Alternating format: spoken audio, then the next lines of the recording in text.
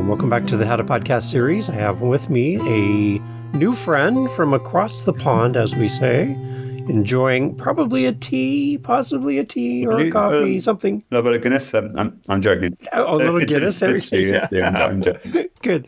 Ben's here on the podcast, here on the How to Podcast series. As my guest co-host, we're going to be talking about his plans for his show and what he wants to do in podcasting. I'm excited to have this conversation. Ben is going to share with us what his goal is with his show. Ben, welcome to the How to Podcast series. Oh, thank you. It's great to be here.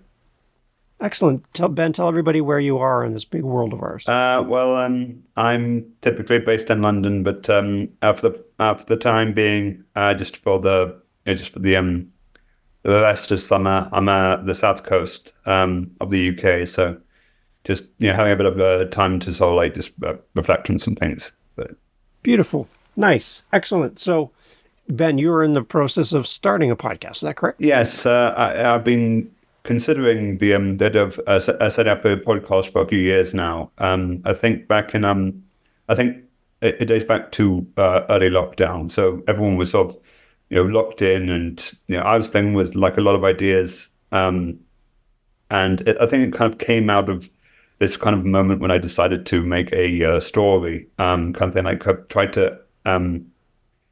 to pursue this alternative career because I was a lifeguard at the time, sort of a senior lifeguard at a public pool. And before that, I was studying drama, and I was building up all these story ideas for what I wanted to do. So I was preparing to write plays, scripts, like small stories. And the lockdown's gave me an opportunity for that, but I wanted to get my stories out there. I wanted to get, like a way to go about that. So I looked into web development, to make a website to advertise my stuff, into TV, like working with writers for something potentially after the lockdowns, but there was no hope at the time. And obviously podcasting, creating these stories through radio because we couldn't assemble a team. And I kind of sat on that after lockdown because everyone was just so excited to be back that that the idea had just left. And so now I think enough time's gone by, and I really want to make a podcast, not just not just to sort of build these stories, but also to help other people build their own stories through like almost a decade of working on my own stories and progressing them over time. Okay, so Ben, who would be your ideal consumer of your stories? Does it have an age range for the stories that you like to write? I think. I think it's more. Yeah, I think the core audience would be either those interested in stories or looking to tell their own stories. And I think my angle is like anyone would fit in that bracket, like any age group, like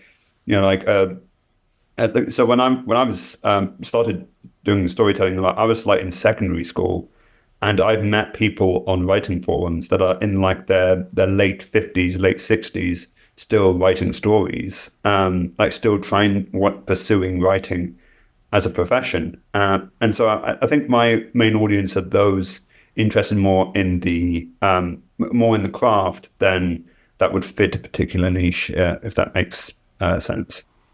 Okay. So the nice thing about podcasting is there's really no rules in podcasting. You can do whatever you want.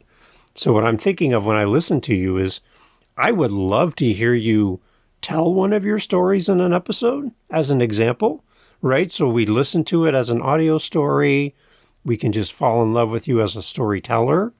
And then maybe another episode type that you could do in your same show is more of being a story coach, where you coach somebody on how to, like we're doing right now. You bring somebody on, they want to be a storyteller, you are a storyteller, so you can kind of coach them through the process of how to be a good storyteller and help them with their story. On screen like this, like you and I are doing right now, you could do that with them, so we get two different types of episodes from you telling your own stories and then you coaching someone else. I think that would be an interesting thing because then that would open the door for you to develop more coaching programs that people could pay for. And then at the same time, we get to listen to you teach somebody how to do a story right here on the show. So you can do two different things even within the same podcast. That's like a very good idea. I'll play with those ideas. I'll experiment with those because it's the different angles or like two different types, and then treating the two different types in alternative ways, kind of thing. Yeah. So you get to promote your stories, which is great because the more people come and listen to your stories, that's awesome. But I'm sure people listening to you tell your own stories are probably thinking, I wish I could do that. I wish I could do what Ben's doing. And then you come on and go, if you want to learn how to write your own story, I'm looking for a guest to come on, and I'm going to walk you through the steps on how to write your own story. We're going to work on your story together. That'd be so amazing. And then have that person do their story on your show. And then they get to promote it. The beautiful thing is that story could go out into the world, and they'll get many, many listeners that they wouldn't get on their own as a new story writer. They wouldn't have the access to the audience you would have. So they can come on your show, you teach them how to write the story, and then they get to share their story. I could see a lot of people interested, from like students to adults, that'd be interested in working with you in this kind of format. And you can just send it out as audio. You don't have to do video, really. You can just do audio. And then people can feel more comfortable not having to worry about being on camera. Yeah, I like that idea. So experimenting in the early stages, and then sort of like evolving. What would they call it? Like red and blue testing. I think they call it. So what the audience prefers. So like if they prefer like more video ones where there's that sort of like dynamic, like you said, like similar to this, or like if they prefer like more radio where they they can visualize it in their minds rather than actively on screen kind of thing. So like, so it could be an interesting approach. So if you were to do, Ben, if you were able to doing your own story, just you, no one else a part of the podcast, just your part. How do you envision telling your story? Would you do that in video format, or would you do that in audio? Well, I think I'd be playing with both sides. So like so using things visually, I would be one of the key parts of Tim, that I've sort of like realized is that quite a lot of it is to do like more about the senses. So let's say an object. So let's say I could tell a story. I can craft a story from like this speaker, which is I'm just going to turn off this blur thing. So a bit like this speaker. So crafting a story from that, but the audience in this case, if they weren't able to see the object, I would have to explain it. So we would use alternatives, like we would talk about a song, and then craft a story about that song. So there would be things that we could do or couldn't do, depending on the art form that we were addressing story-wise. But I think it would be circumstantial. But I do kind of like the idea of just using more visuals to create the story. So for you as a listener, what kind of podcast do you listen to yourself? What do you find interesting? Well, I think there've been a few. I think history. There've been quite a lot of them have been commentary. One's a bit sort of similar to the ones that I kind of have been planning to do for a while. I think it's like I think there's a history podcast that my father introduced me to. All else is history or something like that. It's two. One's a historical sort of historian, and then he invites people onto his show, and it's more about that sort of like unscripted dialogue where sort of they're making commentary about there's this recent discovery in X place, and then they sort of like go back and forth about text they've read or like historical accounts, and then creating that there's sort of there's like passive jokes that aren't really like, you can hear that through their voice that they're not actually prepared anything for it, but that they're speaking from their opinions, the opinions of historians. So there's a lot more of that sort of profession, but at the same time that human interaction. Like it's not like they're reading a teleprompter in the news, that kind of thing. It's something real. And I think that's what I want to sort of take across and put it across. Some people may agree or disagree with this particular kind of podcast. I used to watch it at the very least. Was the Joe Rogan Experience. Varying people have different opinions on the guy. I don't like to think of it as like when you watch the stuff, whenever you watch a podcast, you're agreeing or disagreeing with the people as people. Like, a lot of people have reasons to disagree with me on a million things. But when it comes to a podcast, it's not about the person; it's more about the subject. And sorry about that. And it's a lot more about. Sorry, I just got put up by a phone call. But I think it's that.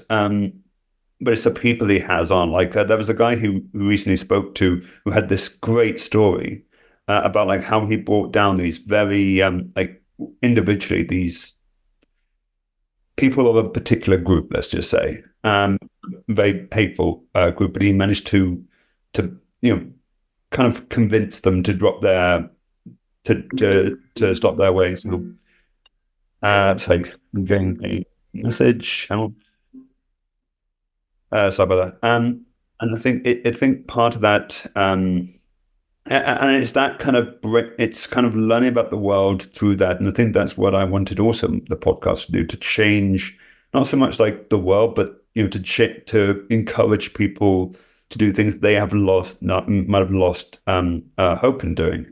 So I've spoken to many writers who have lost faith in the craft, like they don't. Like they've hit writer's block too many times. They don't feel like they've got the energy to do it. But, like by bringing up these stories, by making like massive worlds out of something as small as, well, like I said, this weird speaker, that's something, like to re-energize and to have, like you said, like having a dialogue with them could help them break past that writer's block and to build something they thought was impossible. Okay. So when you're interacting with a podcast, what are you doing at the time? Are you sitting and watching? Are you traveling? Are you doing something else on a walk? Like, what are you doing when you're listening or watching a video? Well, whenever, I think it depends most of the time, but from my experience, it's whenever I'm doing podcasts, it's either, late at night, so like I'm just so like difficulty, let's say if it's it's three main times. One, when I'm going for a walk or something, like doing something solo, or it's while I'm working, just to sort of like keep my mind, trying to create new ideas. Or like I said, well, with the storytelling, it's taking inspiration from other places. So from an object to simply hearing something through music or through a podcast. So that some of the people that Joe Rogan speaks to, they inspire some of the stories that I've created. So some of the stories that they tell on these sort of like unscripted face-to-face podcasts, and that can create something like tiny, like a butterfly kind of effect, and it builds into something greater. So the reason I'm asking is when we talk about video versus audio as the medium, like how podcasts are sent out into the world, I know that for myself, if I'm driving in my car, I'm not watching video, I'm driving. So I'm listening to it. So the video component of what's happening, I'm not experiencing video in the moment. Or if I'm walking my dog, I don't have a video playing. I'm usually listening in audio format. So for me to experience your podcast, I wouldn't see the speaker you're holding on screen, but you could describe it to me. And then in true story fashion, I'm visualizing what you're holding. To me, your speaker was red. I'm thinking your speaker is blue. It really doesn't matter, but I'm picturing my version of a speaker, and it might be different than your version, but as an audio experience, I don't have a visual component. I can't see what you're talking about.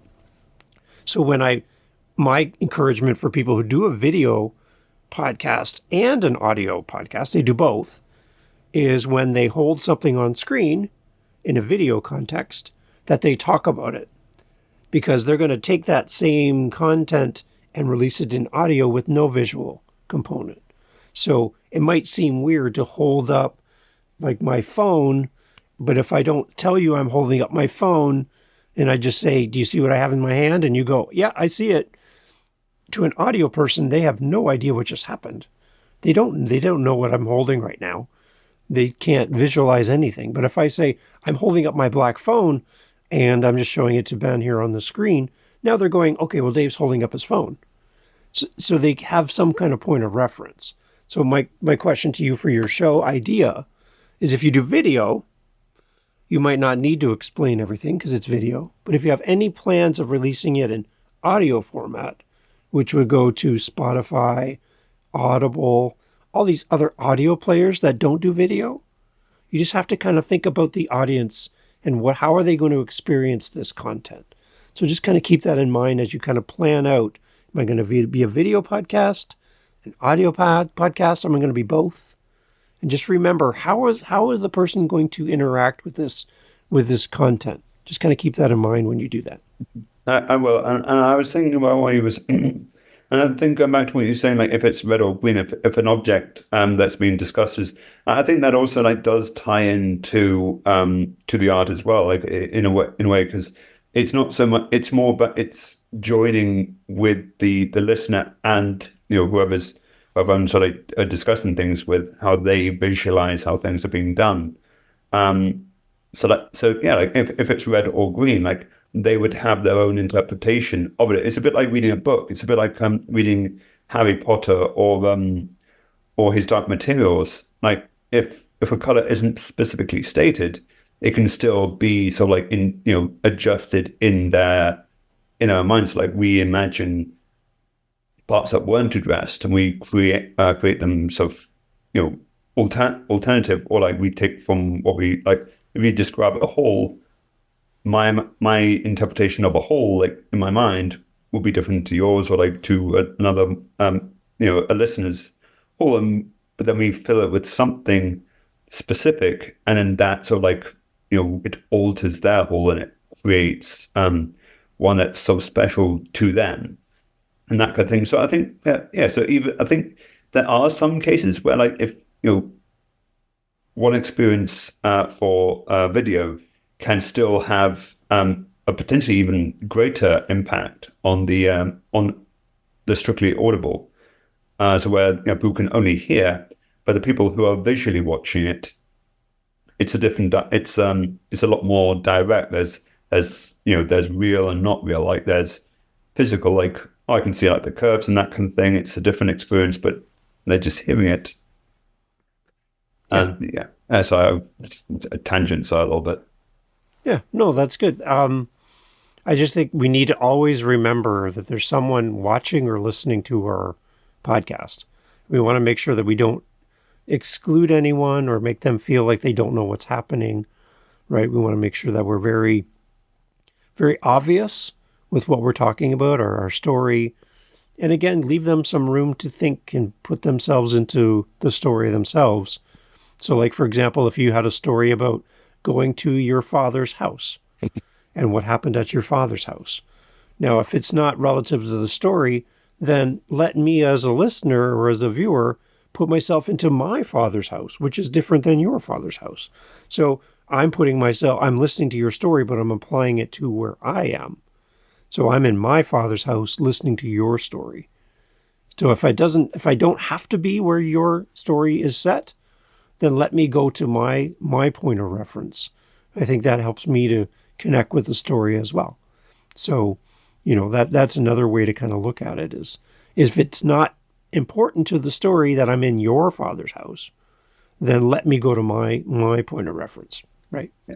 Yeah, I think that sort of, they just, and it all enriches the experience, like, and like I said, like, and that's the core of the podcast. Like anything, like anything can be interpreted in various different ways, and that's the core of storytelling, is that it's rebuilt, it's readjusted. One person's words can can be readjusted and changed, and like one person hears one person's story, and they tell it to another person, but it's been adjusted to how they have visualized what that person is saying. So it's about like Chinese whispers, but an entire story, and it could be anything.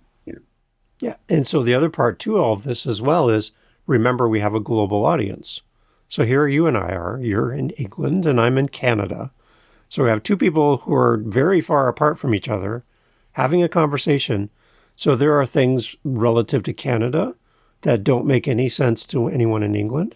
There are things in England that make no sense to anyone in Canada, right? So we got to think about, okay, is there any part of my story that would be difficult for someone somewhere else in a different context or culture that would require some explanation?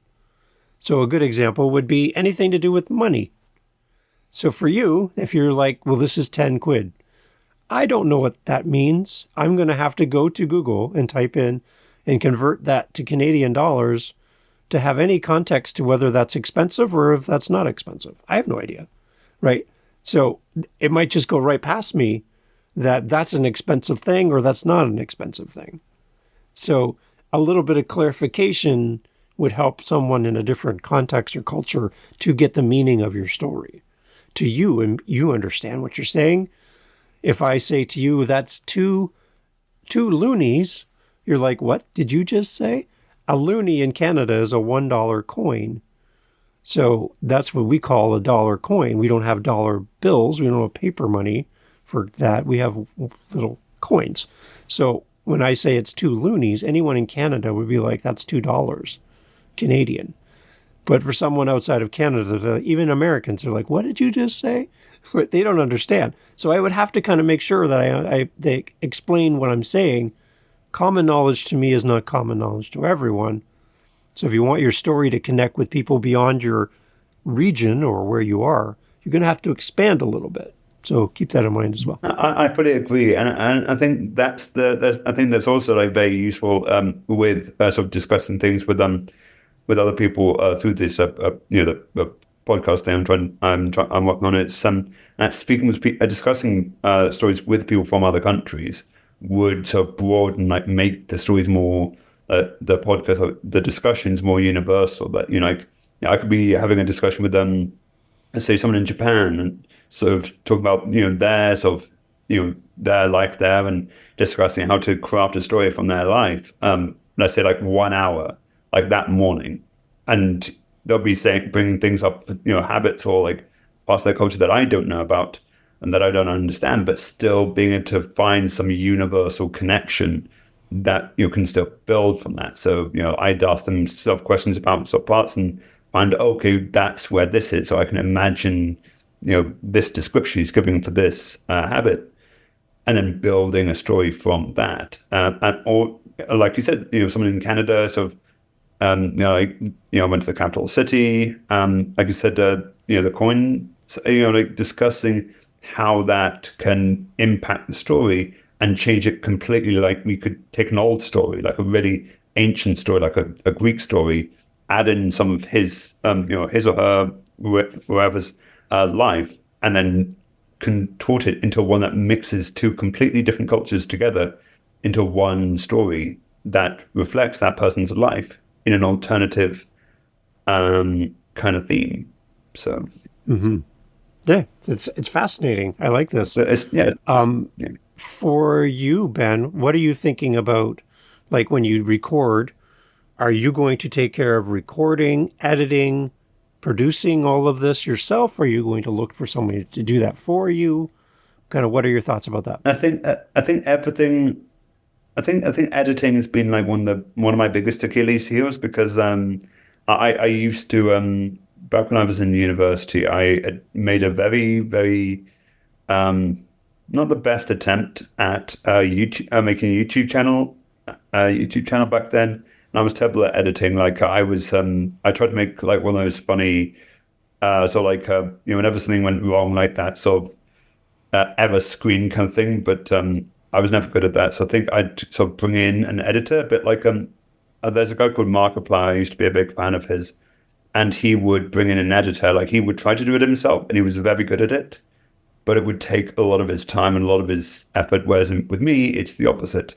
I would have the time, but I'm terrible at doing it. So I most likely collaborate and make an effort to collaborate with an editor, or like share some of the profits from any of the podcast, to make sure that I had someone on hand that could change it into something a lot more interesting to listen to, or watch, or whichever one. Okay. Yeah, the reason I'm asking for that specifically too is when you think about how much time it takes to do editing, just as kind of an overall guide for you to think about. So let's use easy numbers. Let's say you have a 1 hour podcast episode.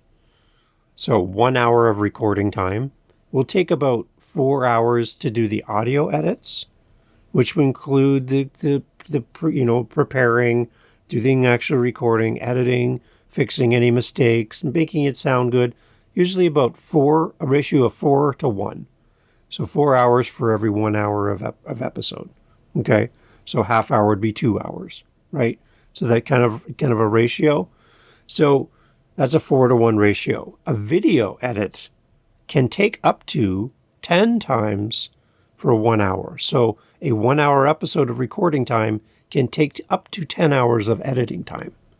So when you're looking at your week and how much time you have, if you're like, I can't afford 10 hours of editing a video, but I can afford 4 hours of editing time for audio, that might be a determination for you in the beginning to start. I'm just going to start with audio to begin, just to kind of get used to this and work on my podcast and get it out there in the world. And then I'm going to work towards video in the future, because I can't do right now 10 hours per week in editing. So that could be, or I'm going to do a shorter episode and cut my editing time in half by doing a half-hour episode instead of a 1 hour episode, right? So you have that kind of ratio. That's just to keep in mind as you plan it out, either to do your own editing or to hire somebody. Because if you hire someone and it's a 10-hour edit for a 1 hour show, 10 hours times whatever the amount of dollars per hour, their rate, can you afford that? That's another question, right? So you have to kind of think about that. So when I meet with people who are thinking about starting a podcast, there's an assumption that you have to do video. Like it's mandatory. It's not mandatory. Like we said before, there are no rules in podcasting. You can do whatever you want to do, however you want to do it. And there's no one going to say, no, you can't do it that way. So you can do video, you can do audio, you can do both. Doesn't matter, whatever you want to do. But just kind of keep in mind how much time or money you have as resource when you're starting your show, so that you can do this more than once. You can continue with your show. And I think some people start and they go, this is a lot of work, Ben. I can't do all this work. I'm going to stop because I have a job. I have family. I have things I need to do. I can't be doing this every week, 10 hours a week, 4 hours a week, whatever that is. So then they get a little overwhelmed and then they stop. I want to see people keep going. So just kind of plan that out as you're thinking about, am I going to start with audio? Am I going to start with video? I'm going to do both. I'm going to do it myself. I'm going to hire somebody. How much time, how much money do you have to invest in your podcast? Think about that at the beginning, because that's going to be the things that are going to come up first, that are going to make you go, I wasn't planning on this taking so long or being this much money at the beginning. So just kind of think about that. Anyway, it's I think maybe like doing more like at least in the early stages, relying mostly on an audio would be sounds more like the more preferable option in that scenario. And also like like more time, therefore more time could be more dedicated to, like, so I can make I can make the recordings slightly longer without sacrificing a lot more effort in the editing process. Whereas I don't know. Sorry, my brain. Yeah, there's a lot to think about there, right? The one thing I've set up, you could use it as a resource if you want as well, Ben, is I set up a website called podcastforfree.com. Podcastforfree.com. I don't know if And I can. on that website, I can send you the link. Ah, On that website, I have all of the tools that I use that are all free tools that do not cost any money at all that you can use to podcast for video and for audio. yeah. So these are all free tools, and you'll never have to pay for these tools. So if money is an issue at the beginning, but you want to do video and you want to edit and you want an audio, you want to do it all, there's a whole list on podcastforfree.com that has all of these tools that you can use. And again, they don't cost any money at all. There's a lot of tools that do cost money with a subscription every month or a yearly subscription.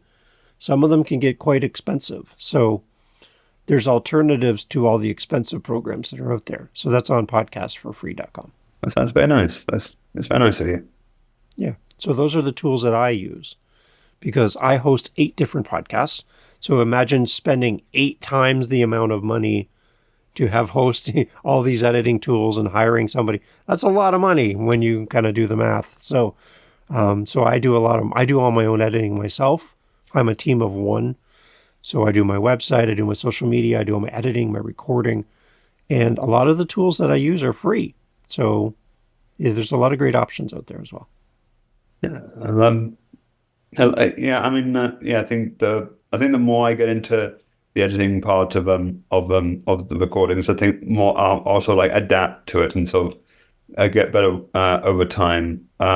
Just like a lot of people do. So so I think I'll start I can start editing some of the audio, and then once I'm good enough at that, I'll start doing the video stuff. But only after if the audience kind of prefers sort of like an experimental video kind of thing. So yeah, so one of the podcasters that I'm working with, they have a podcast where they tell you bedtime stories. So the idea for this is to put you to sleep. So they don't do video because if you're doing video, you're not going to fall asleep because you're watching a video, right? That's going to make you want to stay up longer, and the screen time it doesn't help you fall asleep. So they're meant to press play on this, put your phone down, and listen and fall asleep. That's the goal. They want to make you sleep, which is interesting. So they don't do video for that reason. They're only audio, and it's very relaxed. It's very calming. It's not loud, and there's no music that makes you stimulate and not want to go to sleep. Everything's relaxed, and they make you want to go to sleep. So they don't do video for that reason. There's other people who do like a true crime podcast where they're doing like a story and they have elements and all these things. But for them to do video would require them to do a movie, basically, right? And they're just voice actors. They don't have video footage. They don't have anything to share, but they have a true crime podcast. So for them, a video doesn't make sense. So there's all different options here to kind of think about as well. So as you do your podcast, just kind of keep that in mind. Again, there's no rules. You can do whatever you want, and you can grow your podcast. You can do all that, do whatever you wish. Have you thought about, Ben, how often you would release an episode? Every week, once a month? Have you thought about that at all? I mean, I thought about doing them on so potentially weekends, kind of thing. Maybe like once or twice a week. But I think it will be sort of gradual because I'm just making sure that I'm sort of like getting my footing with like the scheduling. I think it'll be sort of like a sort of like once a week, and sort of like testing the waters, sort of seeing if it's a good style, and like a bit like what I said, the red and blue testing to see like if you prefer the weekends, work on these things, because from what I think. Because through writing forums, people tend to be a lot more active at different parts of the week. So like they're a lot more vocal about their sort of storytelling habits, or like story building, sort of like so writers specifically, or like people looking to go into that industry with this particular industry tend to be a lot as of update their sort of like social media kind of thing depending on particular circumstances. And I think the weekend is a key part of that. So it is that's when people not aren't at work, but their minds are so busy doing anything other, they're focused on their core, income kind of thing, whereas the weekend is the time that they relax, they're in their element, and specifically in the evenings kind of thing, they don't want to hear someone telling them about how to craft a story out of a speaker first thing in the morning. They want to be relaxed in the evening, where they can just let their imaginations go anywhere, and who knows, it might result in a dream or something. So Yeah. but So yeah, yeah, I think that'd be the best time wise. So like once a week, specifically in Saturday and Sunday evening. okay. So the one thing about podcasting as well, where it differs from radio, is radio is an in the moment experience. So it happens on in the weekends on at 6 p.m. and that's when the show is live. Podcasts can be released. An episode can go out on Monday morning at 6 a.m., but I might not listen to it until the weekend because that's when I'm free to listen. So you have the flexibility as a podcaster that you can release it whenever you want because your audience will decide when it's best for them to listen or watch your podcast. So the option is theirs, where radio, the option is not there. If you're not there when it happens, you missed it. Or you joined halfway through because you happened to get into your vehicle or your automobile and it's already been started and you missed the beginning because you weren't there at the start, right? A podcast always starts at the start. So anyone can listen whenever they want, even into the future. So you can release an episode today. I might not hear your episode till 5 years from now. Way into the future, I'm going to press play for the first time. So that's evergreen content, we call that, where it's just content that lives into the future. Doesn't matter when you press play. It's always going to be there, and there's always going to be a new episode. So the listener or the viewer has control over when they listen or watch your podcast.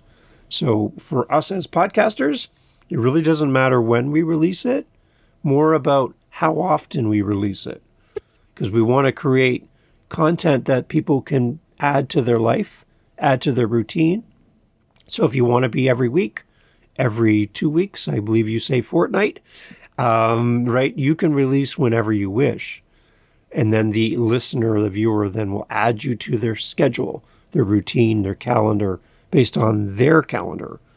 So it's really up to the listener then, or the viewer. So kind of keep that in mind as well. That's good.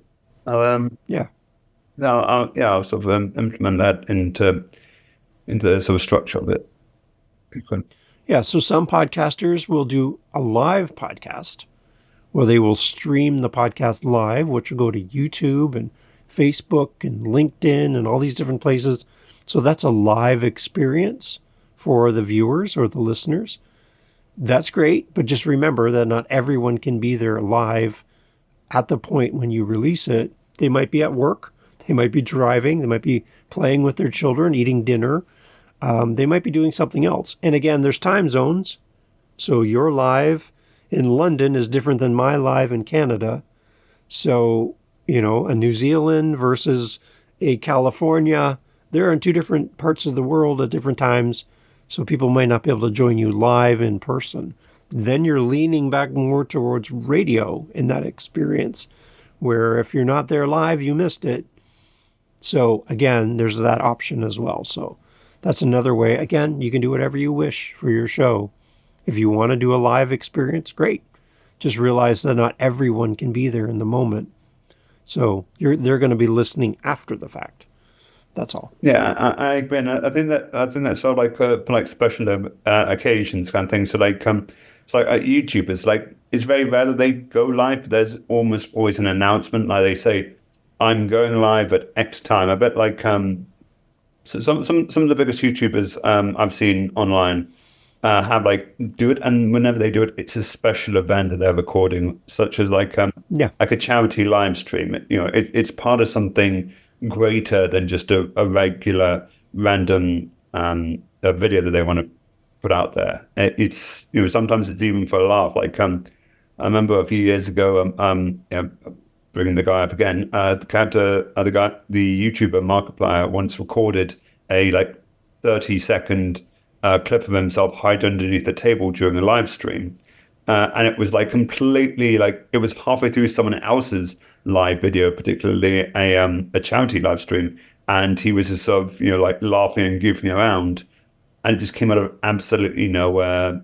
So I think I was at school at the time, and I just sort of just during the break I turned it on, and barely anyone was watching, and it was just him laughing and sort of making funny sounds, trying to spook the other YouTubers in the room. And so like it's that, so it can have I believe it could have a great effect, but it would have to have like a logic to it. Like, so let's say close to Christmas, like special live storytelling for like, like a childhood storytelling event at this time. So something that would be somewhat universal, or like Fourth of July special event as a special storytelling time, or like something that's sort of celebrating a particular country's a famous day kind of thing, and that kind of thing to sort of like make it not just like a national thing but an international thing. So audiences, but also sort of explore different cultures of outlooks. So like if someone in this scenario, so let's say here it's 6:45 here, and it's different to where you are, but I could adjust my schedule to make sure that people in that country can actually enjoy the podcast in sort of in a time, and also make it thematically relevant, that it's about a subject that they would be interested in. So I would build it around another the guest's sort of experience, and and build something from that. Yeah. So there's one podcaster I was speaking to in the UK, and he loves what we would call over in North America here. He loves watching American football, and I know that's in the UK. We're talking about a different type of football in the UK, but he likes the American football, the National Football League in America. So he watches football here in the United States, but those games are at the middle of the night for him. So he has to stay up at nighttime in the UK time zone to watch an American sport. And so he has to readjust to everything he does so that he can be a part of that community. So if you were doing something that was American based in the UK, you would have to do it on a different time zone for yourself to capture the American audience, right? And if I'm in America and I'm talking about UK football, which we would call soccer here in Canada, he would have to then readjust his schedule to be on your time zone so that he could reach his audience. So one of the things you need to think about for your show too then is kind of who is my audience, where do they live, so that I can kind of tailor my storytelling to that audience. If you're going to do anything live, if you want to interact with an audience on YouTube, is your audience sleeping when you're recording your podcast? Do you need to change your availability to be available to them? So that's one of the things you need to think about too, is who is my audience? Who am I reaching out to so that I can meet them where they are when they're awake? So that's one thing to think about too. Like as well, think about this right now for us here in North America, it's summertime. So when I'm getting on to talk about summer in July, my Australian audience are experiencing winter right now. So a summer context to podcasting or my topic means very little to my Australian audience who are deeply in winter right now.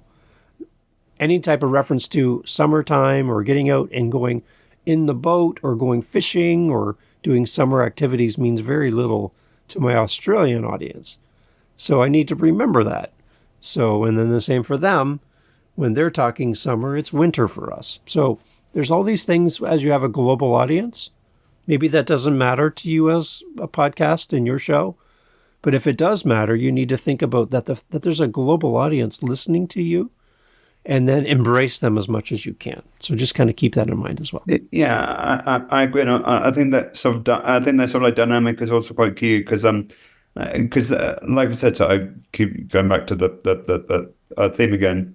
Because let's say if it was when let's say it's close to Christmas and so like it's snowing, but in another place that's sort of listening in on the podcast, it's the sun's out. It sort of like contrasts quite strangely. Like it'll be that strange sort of dynamic of, oh, we're telling a story about the sun, about like, so not the sun, about like stormy clouds and lots of hailstones coming down there, looking out the window, and it's like birds are massive fields of flowers. And it's like, I don't really imagine this scenario remotely, but at the same time, like it would be more visual, so that contrast could. I think that would be something that would be good to sort of discuss in the storytelling context of having one atmosphere clashing with another one, and actually highlighting that with a potential guest at the time, of having sort of like contrasting situations where one they want to create a character in one atmosphere, but they've already set them up for another one, and it's that sort of how do you build that connection in an impossible scenario, which in this case would be it's snowing and it's sunny, so it's Right. so trying to visualize a story when you're going to, it's a bit like when you read Dune when it's snowing kind of thing. It's a little bit disconcerting. It's like it's sweltering, it's warm, it's sunny. It's like it's very cold outside today. I don't think it's the So you can feel what's being said in a different. So yeah, I think it's it depends on the words being used. So I think it's the language while discussing the storytelling, which kind of had to be very quite neutral quite a bit of the time, just so people don't go like, I feel cold, but they're sounding warm kind of thing. If that makes sense. Yeah. And it might be a nice escape for somebody who's living in a cold climate to hear a warm story. So that might be a benefit, right? So something to keep in mind. So we can talk about starting a podcast and we talk for days. We've talked now for a while. Is there any other questions that you have, Ben, around starting your show that we can help you with before we wrap up? Yeah, I think just one of the biggest questions that's mainly holding me back is from starting is, well, like a first podcast. Like, what would like a good approach to a first podcast, like an introductory one, be in your mind? So I would imagine if you can go back to your school days and you're sitting in class and it's your first day in class and you're looking around at all these people you don't know and you're waiting for the teacher to come into the classroom. The teacher would walk in and write on the board the name of the studies, what you're studying in that class, and the teacher's name. And that would be your moment to go, I'm in the right place. So if you're expecting to learn about history and you think you're in history class and a teacher walks in and writes on the board mathematics, you're like, uh-oh, I'm in the wrong classroom. I'm supposed to be in history, not math. I need to go find the math class, right? Or am I going to go find the history class? You need to realize that you're in the right spot. So one of the things I encourage everyone to do early in their podcast is to do something that introduces the podcast to the audience so that they know they're in the right classroom. So for you, it'd be simply, this is the podcast. This is the name of the show. I'm the host of the show. My name is Ben Murphy. And we're going to talk about this in the podcast. It's a storytelling podcast. You're going to hear me tell my stories, and I'm going to bring people on the podcast and help them write their story. So that's what we do here. This is the show. If you're interested, come back for the next episode, and you're going to hear one of my stories, and I'm going to tell you how you can write your own story. For me as a listener, I'm like, or a viewer, I'm like, good. I'm a person who wants to learn how to write a story. I love listening to stories. So either if I'm going to write a story or if I just love listening to stories, I know that Ben's podcast is going to be the podcast for me. So you're just going to do an episode. It doesn't have to be long, just something short that says, welcome to the podcast. This is the name of my show. I am your host. Here's what we do here. And here's why we're doing it. I would love for you to come and join us. That's it. That gives me the context of this is the right show for me, or this is not the show I'm interested in. I'm in the wrong place. Because that's what you want. You want people to say yes or no, right? People come to my show and they're like, nope, that's not what I was looking for. I was looking for a podcast about something else. I'm in the wrong spot. Great. Or, yes, this is the podcast for me. I can't wait for the next episode. I'm going to subscribe. I'm going to follow Ben's show because I'm curious as to what's coming next. That's it. So I would create something along those lines, put some thought into explaining your show to someone who has no idea what the show is about. Tell me what it's about, why we're here, just like your teacher would write on the board. We're here to talk about this topic, and this is what we're going to cover. It's kind of like when they give you that outline for the course. It's kind of like, here is what we're going to cover in this course, and then we know that we're going to cover these topics. That's kind of the idea. What's the big picture for the show, and how is it going to help me as a listener, as a viewer? That's the whole idea. What am I going to get out of this? You want to address those questions at the beginning. So I would do an episode like that. It could be 5 minutes, 10 minutes, very short, but just welcomes people to the show. And I would say that's kind of your introductory episode. And then you can start planning out from there each of the episodes into the future. And as far out as you can plan, the better. Plan out beyond 10 episodes, 20 episodes, have a calendar, and plan out, what do I want to talk about in the next few weeks so that you have an idea of where you're heading. Because if you know where you're heading, then your audience will follow along. If you don't know where you're going and it's scattered, then you're not going to do an episode on a regular basis because you don't know what you're going to talk about. Your teachers know exactly where they're going to go every single class because they have a plan. So for you as a podcaster, I would say follow a teacher's model and have a plan to go from week to week or every second week, whatever you're going to do, so that you have a plan so your audience knows where we're going next. I think that would be a key thing for you as a host. Yeah, yeah, I think scheduling is a bit of a challenge at times, but yeah, I'm sure I'm up for the challenge. There you go. Excellent. So Ben, what I'd love to do is as you work through your podcast and as you go to release your show, I would love to invite you to come back so that we can celebrate your show and then tell everybody about your show and encourage them to listen and subscribe. So keep us in mind that you would come back in the future. I will. And between now and the time that you release your podcast, please, I would love to be in your corner and a support for you, to encourage you, to bounce ideas off each other. So please reach out to me in the future. I would love to be there in your corner to help you any way I can. And likewise, I'll hopefully before it's July now, so hopefully before September hopefully there'll be something. But yeah, I can't promise anything at the moment. But yeah, but I will be. But the second the first episode is out, I'll be in contact, and I'll be waiting for the next episode. So. Hopefully. Yeah, so we have a big group of family here on the show of other podcasters and podcast listeners who are loving to fall in love with the new show. So as soon as it's ready, I would love to help promote it with my community and invite them to come and listen to your show and support you. So you're not starting out with 0 listeners and you have no idea who's listening. We have a great group of people here that love to support new podcasters.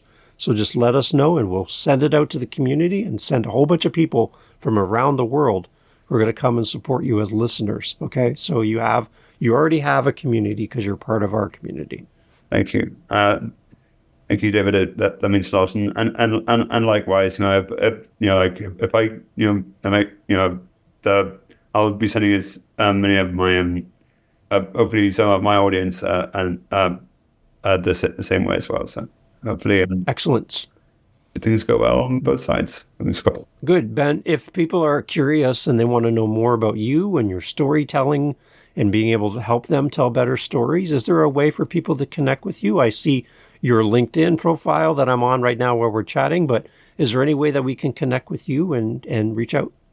I think I don't. I think I have a sort of like a Facebook kind of thing. That was, but that was mostly for my specific story kind of telling things. So I'll be setting up a special podcast, a special Facebook thing where I'll be sort of like posting that kind of stuff. But I'll be making an Instagram account for the podcast, and or not Instagram. This is more visual stuff.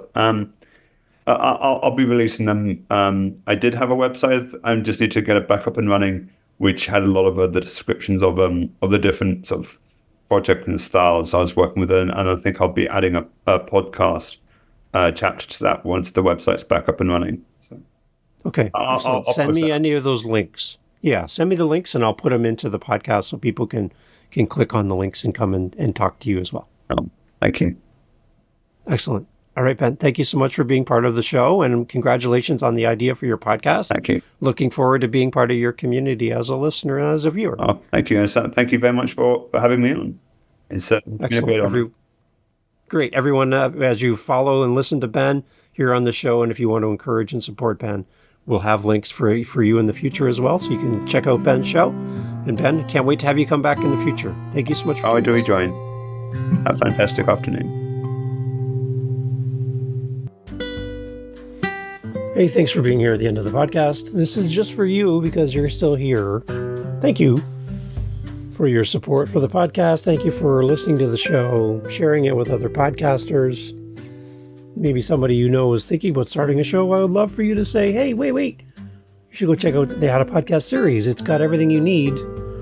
And Dave as well is included. You get one free Dave with the How to Podcast series. I'm included with it. So kind of a bundle thing you get. To that point, mentioning it in the podcast, definitely want to remind you here at the end, there's a link in the show notes. Starting it this summer, I'm working through this. It's a way for us, you and I, to have a conversation around podcasting. I want to help you. And I've been doing this for people who listen to the show now for almost 3 years. And I just haven't been promoting it as a thing. So I'm now promoting it as a thing. I want to spend time with you.